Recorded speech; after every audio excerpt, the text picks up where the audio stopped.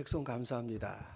85세 갈렙, 우리 교회는 갈렙과 같은 분들이 참 많이 계시다. 특송을 들으면서 다시 한번 생각했습니다. 특송에 감사드립니다. 세상에는 쉬운 대답이 있고 어려운 대답이 있습니다. 쉬운 대답은 어떤 걸까? 영국의 조지 말로우라고 하는 탐험가가 있습니다. 이분은 에베레스트 산에 3번을 도전했는데 3번 다 실패합니다. 1924년에 마지막으로 도전을 했는데 그 정상 600m 아래에서 그만 거기에서 산악에서 죽게 됩니다.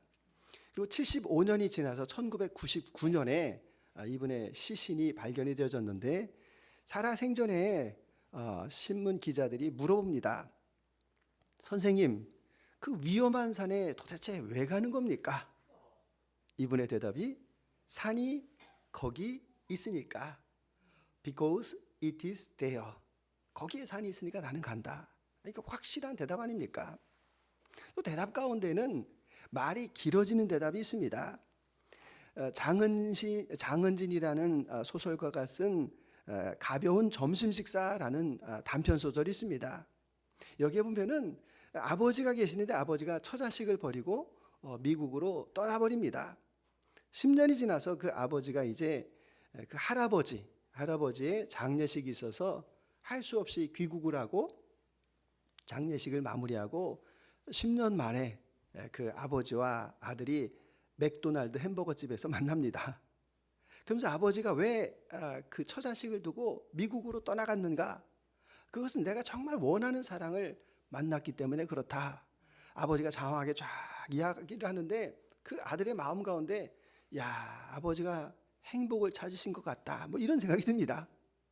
그리고 나서 그 아버지가 마지막으로 그 자기의 그 애인의 사진을 보여줍니다. 그러니까 이 아들이 생각할 때 아마 젊은 여자겠다 이렇게 생각하는데 사진을 보는 순간에 뜻밖입니다. 뜻밖에도 뉴욕의 타임스퀘어에서 그 애인과 사진을 찍었는데 그 애인이 남자였습니다. 그럼 뭡니까? 이 아버지가 동성연애자였다. 그 내용입니다. 그러니까 이 소설을 보니까 뭐 아름답게 쫙 이렇게 장식을 하는데 결국은 끝에 가가지고 이 동성애를 옹호하는 그런 아주 긴 대답의 글이었다라는 생각이 퍼뜩 떠올랐습니다. 왜 이렇게 사람은 길게 대답을 할까? 확신이 없기 때문에. 왜 확신이 없을까? 그것은 죄가 있기 때문에. 죄를 짓고 나가지고 아담이 뭐라고 이야기합니까? 하나님께서 주신 여자가 나무 열매를 주어서 내가 먹었나이다. 잘못했습니다.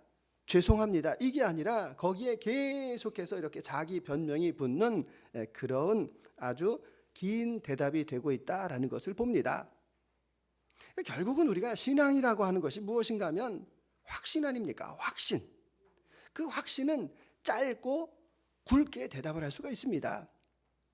재미있는 이야기가 있는데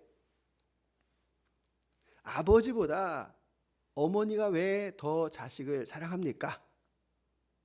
저도 그거를 보면서 아리스토텔레스 정말 대단하시다 이런 생각을 했습니다. 그 어머니가 아버지보다 더 아이들을 사랑하는 것은 그 아이들이 자기의 자녀라는 것을 확신하기 때문이다. 이야, 그렇구나라는 생각이 좀 들었습니다. 오늘 이 확신에 관한 이야기가 나오고 있는데 이제 이 가나안 정복 전쟁이 이제 다 끝났습니다. 대략 한 12년 정도 이렇게 정복 전쟁이 이제 다 끝나게 되고 이제 땅을 분배하는데 유다 지파 이렇게 12지파대로 나눠주는데 유다 지파를 이렇게 땅을 나눠주고 있을 때 갑자기 여호수아에게 갈렙이 찾아옵니다.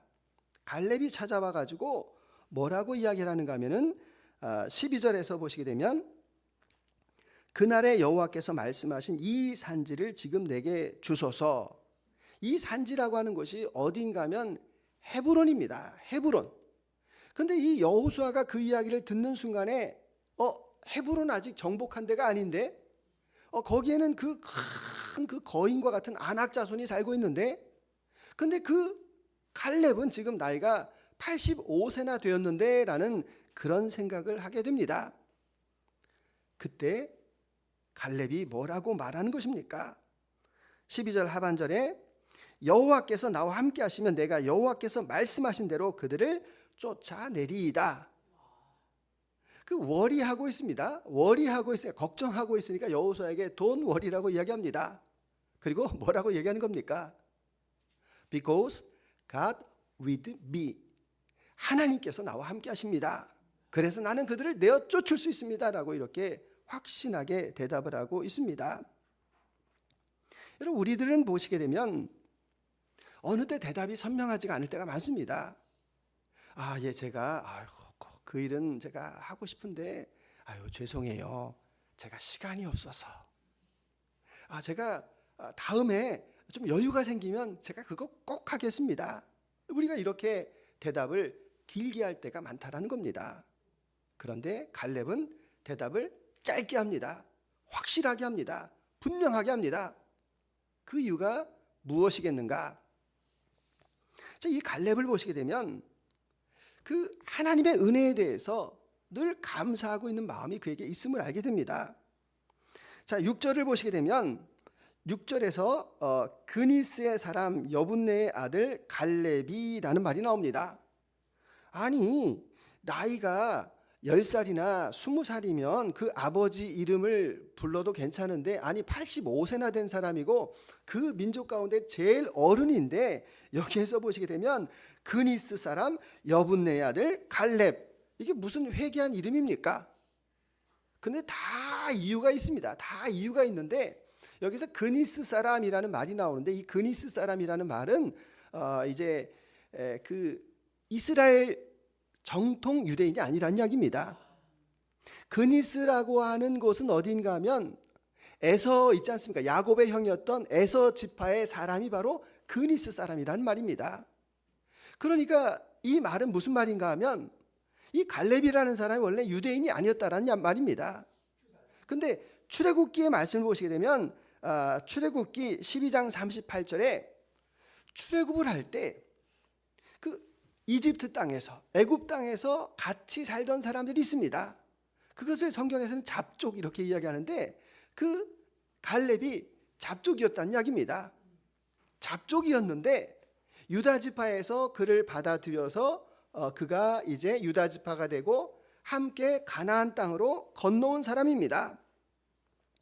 그러니까 이 유다 지파에서 그가 속하여 있는데, 또 유다 지파에서 이 이방인이었던 이 갈렙을 지도자로 받아들여서 출애굽한 지 2년 만에 가데스 바네아에서 12명의 정탐꾼을 보냅니다. 그 12명의 정탐꾼을 보낼 때 이 갈렙이 유다 지파의 지도자로 나옵니다. 그러니까 이방인이었지만 명석하고 용맹한 사람이었다, 이것을 우리가 알 수가 있습니다. 그리고 나서 이제 이 40일 동안 정탐을 쫙 하고 나와가지고 결론이 뭡니까? 와서 보고를 하는데 10사람이 뭐라고 이야기합니까?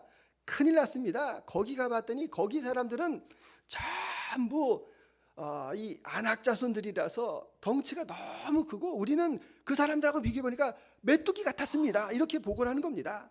그러니까 모든 사람들이 아이고 우리가 다 죽게 생겼네, 매장지가 없어가지고 애굽에서 여기를 불러내가지고 우리가 광야에서 죽게 되었는가라고 막 이제 화를 내고 이 모세에게 돌을 들려고 하는 그 순간에 그때 나온 사람이 누굽니까?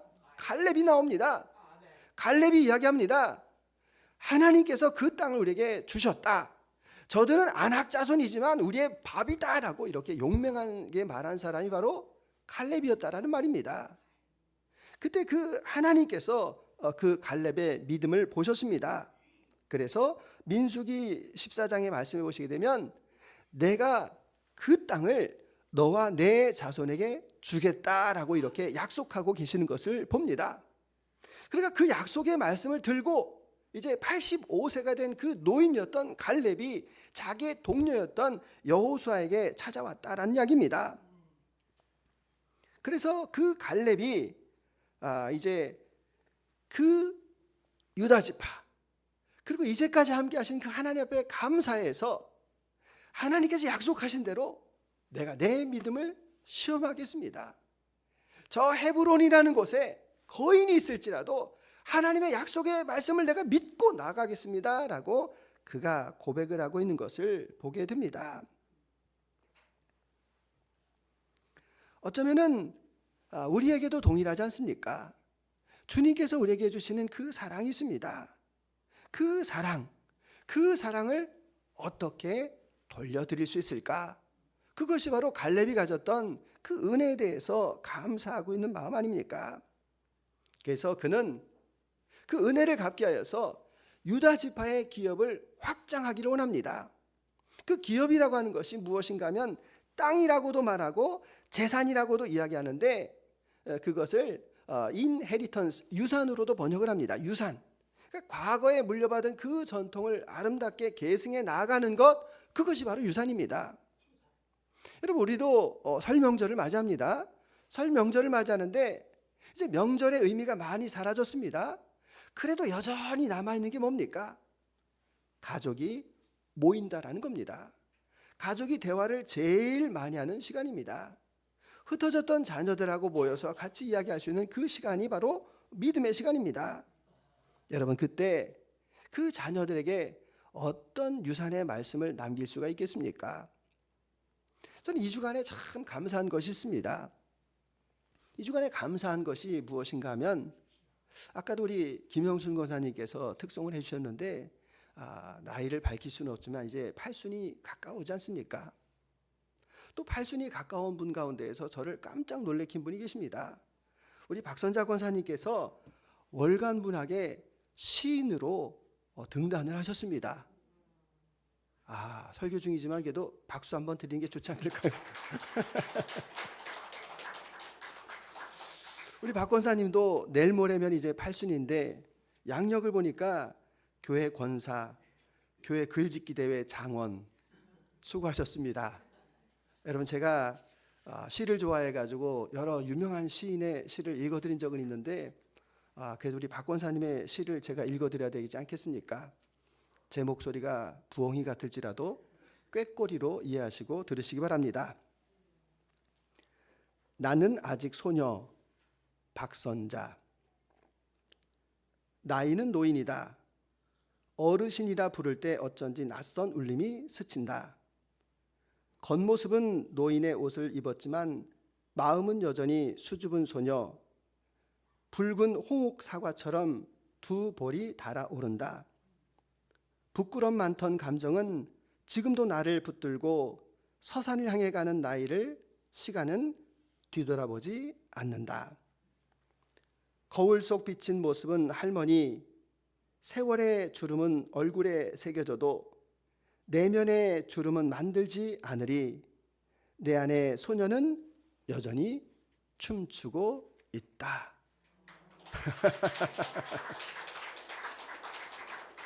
저도 우리 박 권사님 이 시인으로 등단하신 거에 대해서 정말 그 경의를 표하면서 저도 자극을 받습니다. 나도 시 써야 되겠다 이런 생각을 가지고 있습니다.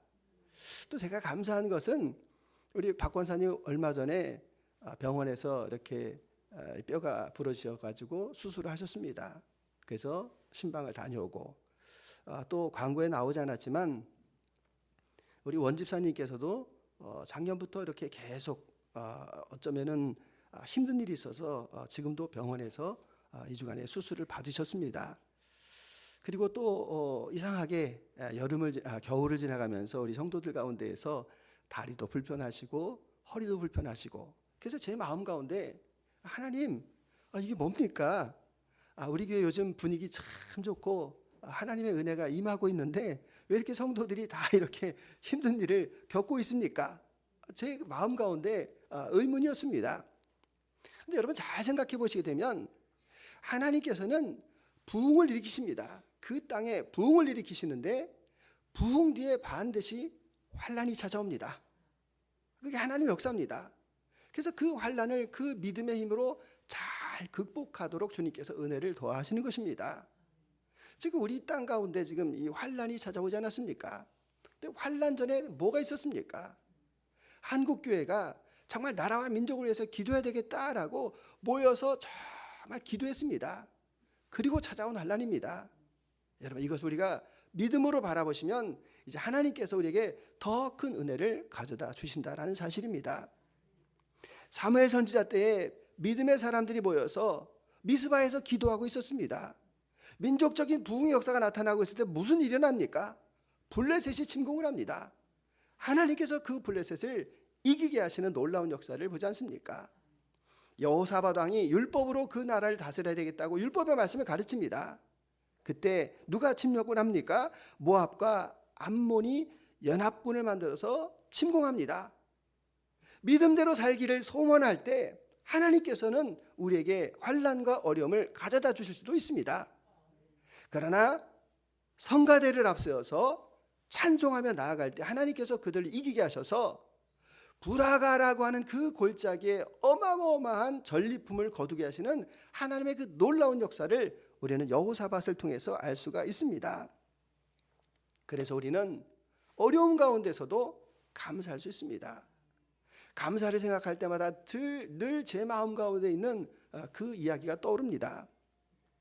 상담을 잘 하시는 목사님께서 어느 때 너무 마음이 곤궁해가지고 소록도를 가셨다고 합니다. 소록도를 가셔가지고 새벽에 기도하고 있는데 사람들이 다 떠나가는데 그 어떤 나병 환자가 하나님 감사해요. 이 은혜를 어떻게 갚는데요? 뭐 이렇게 사투리로 이렇게 막 기도를 하고 계셔서 사투리도 인상적이고 계속 감사하다라고 하는 게 마음 가운데 걸립니다. 아니 소록도에서 나병 환자가 됐는데 뭐 도대체 이렇게 감사한가?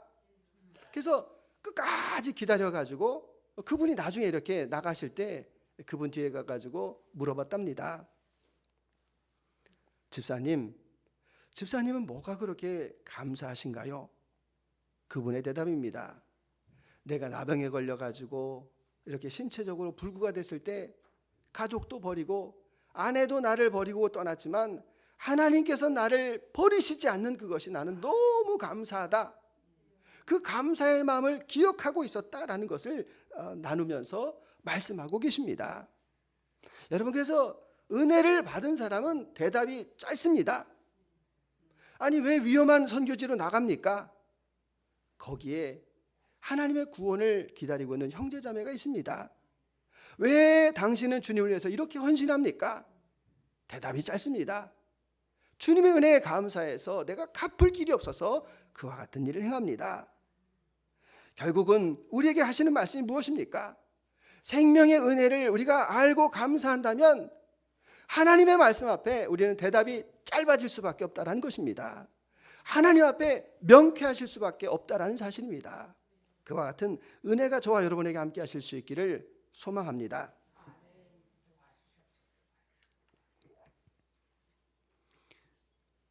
대답이 쉬운 이유가 갈렙에게는 하나님이 함께 하신다라는 확신이 있습니다. 그 평생에 경험한 것이 하나님께서 함께 하신다는 것 아니겠습니까? 아까도 말씀을 드렸지만 그의 출신을 보게 되면 이방인이었습니다. 외인이었습니다. 구원받는 자가 아니었습니다. 그러나 그 출애굽의 그 구원을 통하여서 그가 하나님의 자녀가 된 것에 대해서 그는 감사하고 기뻐하고 그것을 잊지 않고 있었다라는 사실입니다. 또 그의 평생에 경험한 게 뭡니까? 그의 평생에 경험한 것이 바로 만나로 먹여주시는 그 하나님.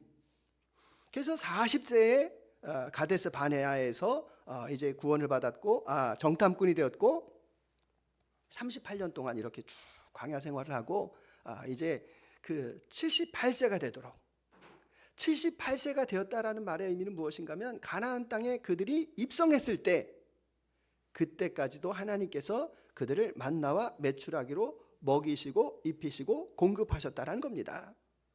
그러니까 85세의 나이지만 78세까지 하나님께서 그를 먹이시고 입히시고 은혜 베풀어 주신 것에 대해서 그는 기억하고 그것에 대해서 항상 하나님께서 함께 하신다라는 것을 믿었다라는 사실입니다.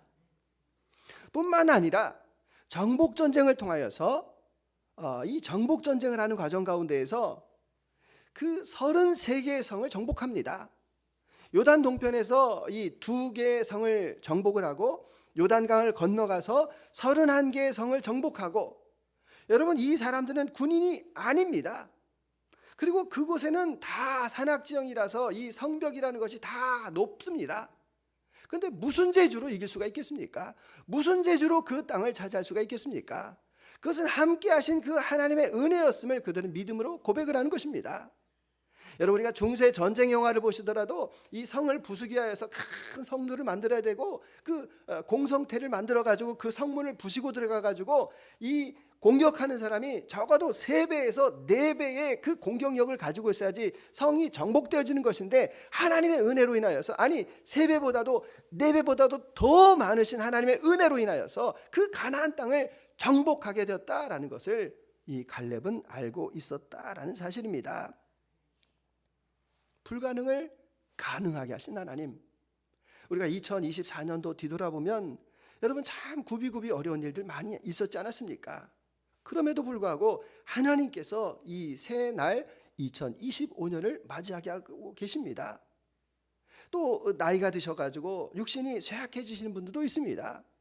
여러분, 우리가 육신은 쇠약해지지만 그러나 이 육신의 좌소 가운데 영이신 하나님께서 나에게 임재하셔서 내 영이 날마다 새로워지는 것을 우리가 경험하고 있지 않습니까? 그래서 과거 속에서 하나님께서 나와 함께 하신다는 확신이 있습니다. 그러니까 안악자손도 두렵지 않다라는 것입니다. 현재 내가 할 일이 무엇이겠습니까? 하나님께서 너와 내 자손이 밟는 땅을 너에게 주겠다라고 하시는 그 말씀을 확증하는 것 아니겠습니까? 하나님께서 보험으로 말씀하셨는데 그 보험을 찾아야 되는 것 아닙니까? 보험을 묵혀두는 사람이 어디 있습니까?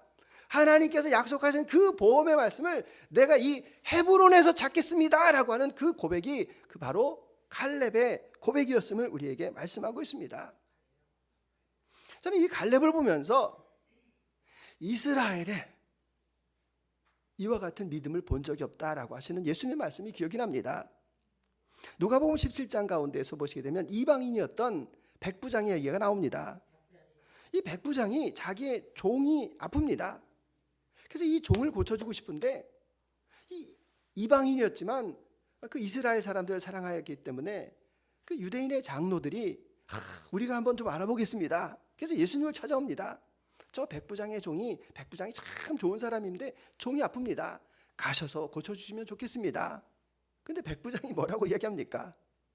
나는 예수님께서 우리 집에 오시는 것을 나는 감당하지 못하겠다. 나도 남의 수하에 있는 사람이다.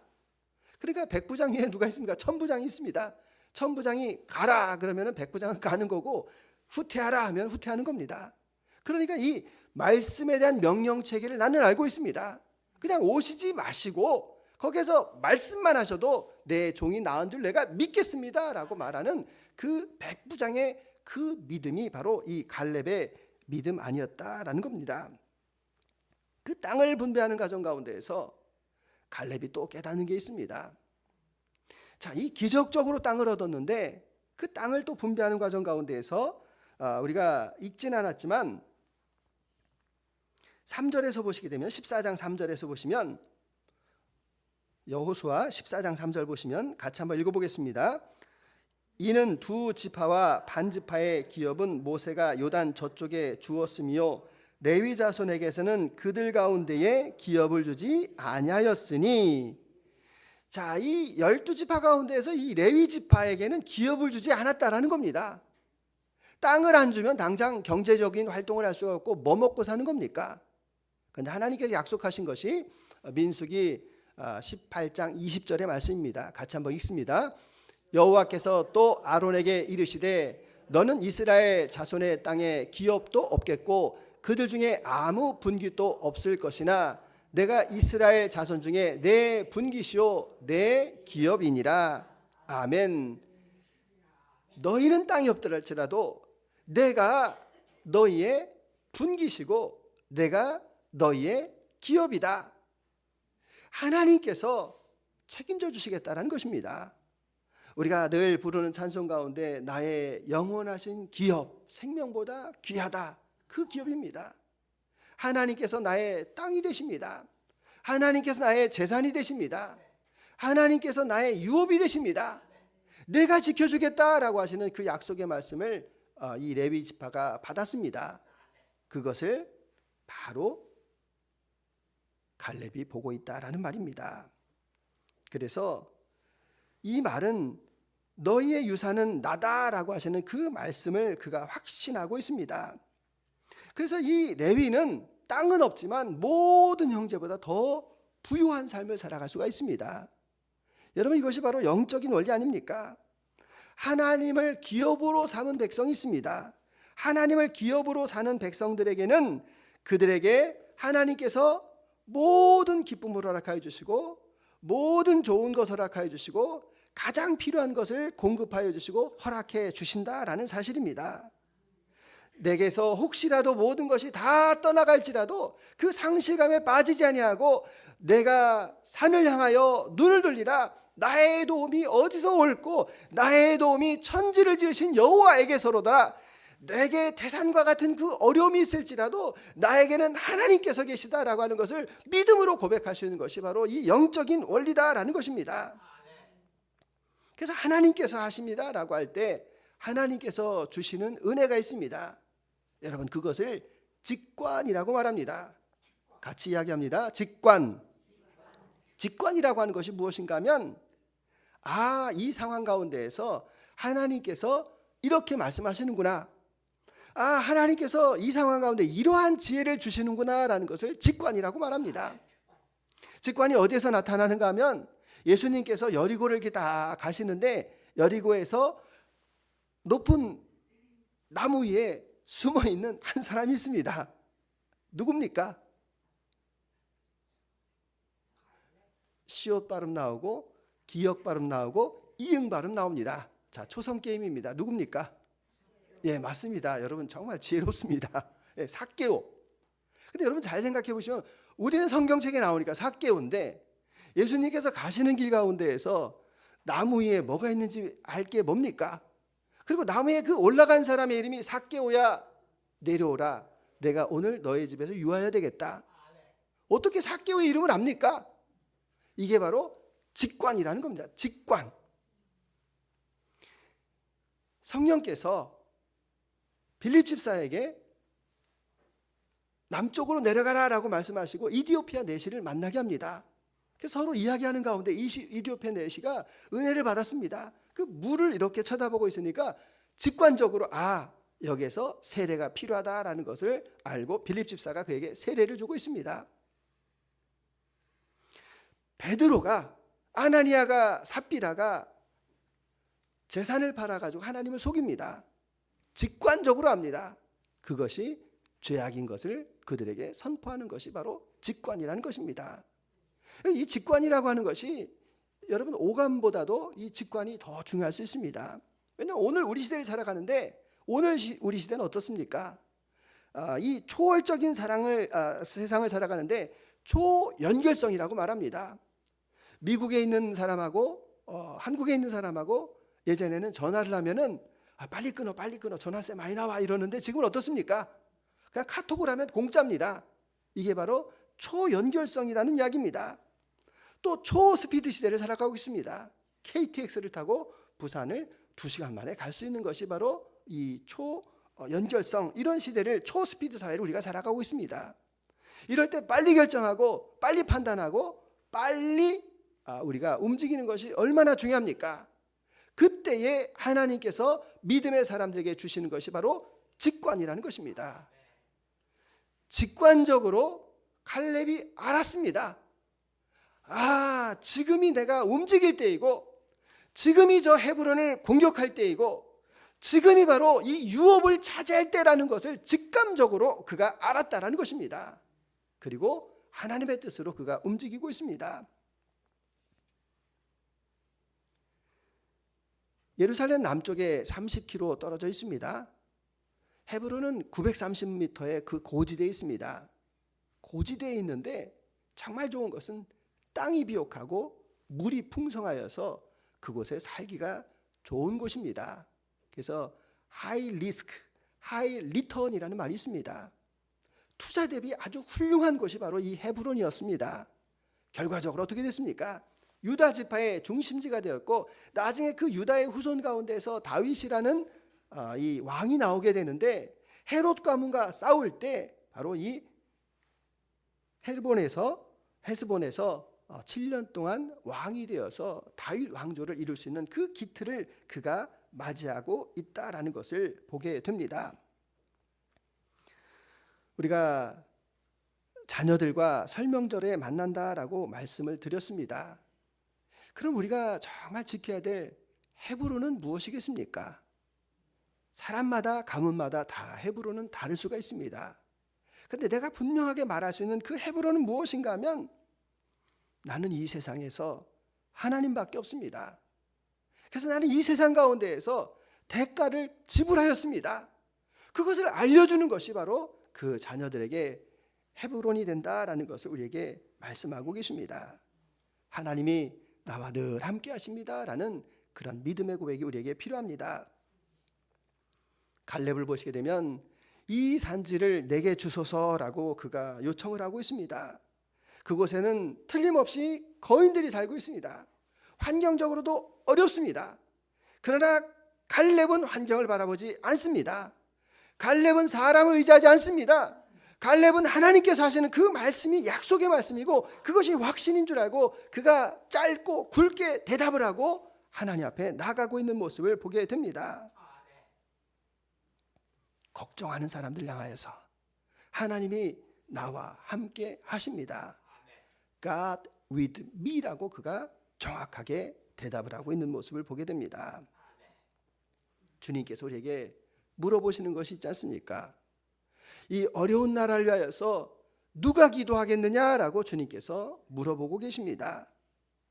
몸된 교회를 누가 사랑할 수 있는가라고 물어보고 계십니다.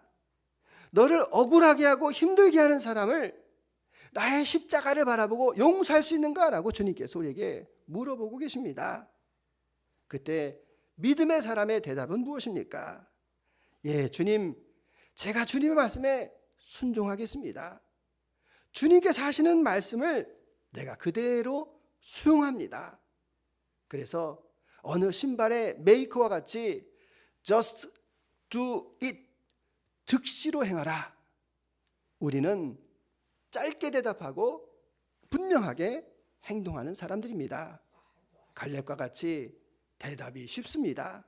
그리고 선명하게 움직이겠습니다. 이런 믿음의 고백이 저와 여러분 가운데 넘쳐나시기를 주님의 이름으로 축원합니다. 주님 감사합니다. 대답이 쉽습니다. 구질구질하지 않습니다. 변명 따위도 없습니다.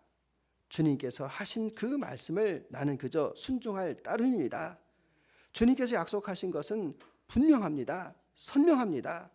거기에 내 말을 첨삭하지 않겠습니다. 이러한 믿음의 고백이 넘쳐나게 하여 주옵소서. 예수님의 이름으로 기도드립니다. 아멘.